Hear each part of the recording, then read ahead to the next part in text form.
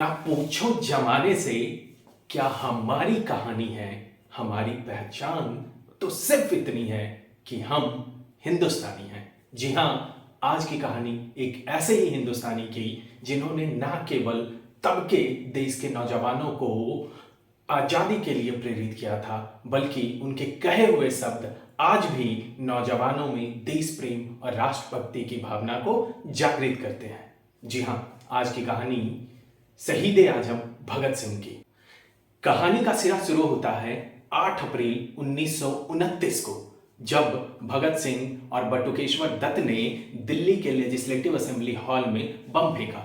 उनका मकसद किसी को नुकसान पहुंचाने का नहीं था, बल्कि वो देश के युवाओं में पूर्ण स्वराज की मांग को जागृत करना चाहते थे, ताकि देश में जो आजादी की लड़ाई लड़ी जा रही है उसको मजबूती मिल सके। बम फेंकने के बाद वो वहीं पे खड़े रहे और अंग्रेजी सरकार ने उन्हें गिरफ्तार कर लिया। कुछ समय के बाद उनके दो और सहयोगी रहे राजगुरु और सुखदेव को भी गिरफ्तार कर लिया गया और चारों मित्रों पर लाहौर कोर्ट में कार्रवाई चलाई जाने लगी।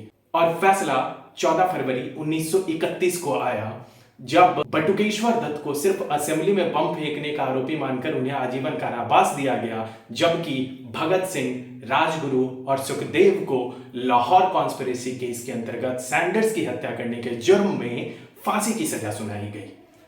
फांसी की सजा की बात जंगल में आग की तरह फैल गई।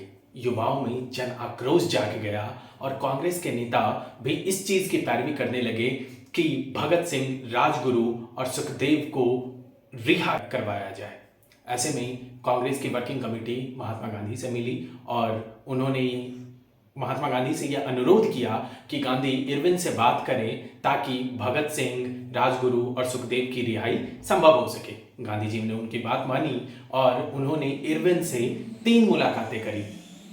शुरुआती मुलाकातों में इरविन इस बात के लिए नहीं तैयार हुए कि इन लोगों को रिहा किया जाए। उन्होंने गांधी जी से कहा कि वह फांसी की तारीख को आगे बढ़वा दे सकते हैं, लेकिन उसे माफ नहीं कर सकते। लेकिन जब इरविन ने देखा कि एक बहुत बड़ा जन आक्रोश लोगों का बन रहा है, तो उन्होंने गांधी जी को यह कहा कि यदि भगत सिंह, राजगुरु और सुखदेव माफीनामा लिखकर दे देते हैं तो उनकी फांसी की सजा मैं माफ कर दूंगा।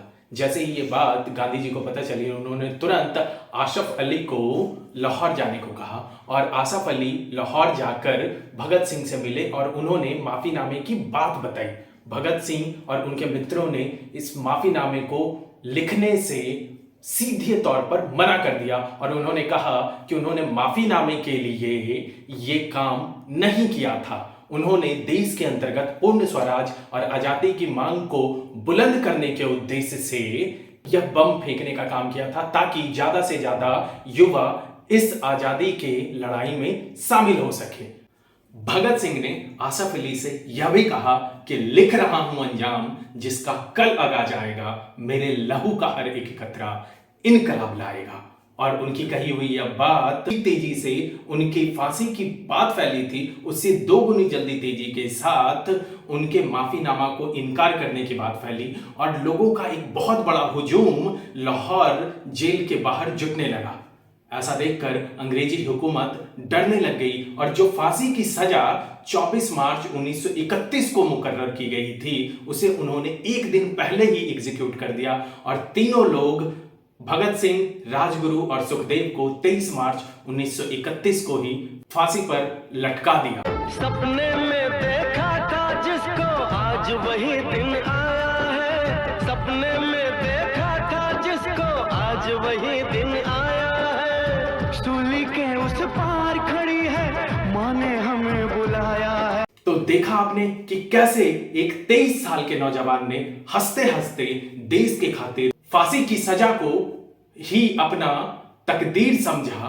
और जबकि इस देश में तो कई ऐसे स्वतंत्रता सेनानी भी हुए हैं जिन्होंने कई बार माफीनामा लिख लिख कर अपनी सजाएं कम करवाई और आज सरकार उन्हें भारत रत्न देने पर आमादा। तो देखा आपने, जब तक था भगत सिंह का अपने मूंछों पर हाथ, इकलौते वो ही थे पूरे देश में आजाद। और जिस दिन थाम ही उन्होंने देश के खातिर अपनी सांस, जल उठी चिंगारी, देश करने को आजाद। और इसके बाद सभी लोगों को पता है कि कैसे भारत 15 अगस्त 1947 को आज़ाद हो गया।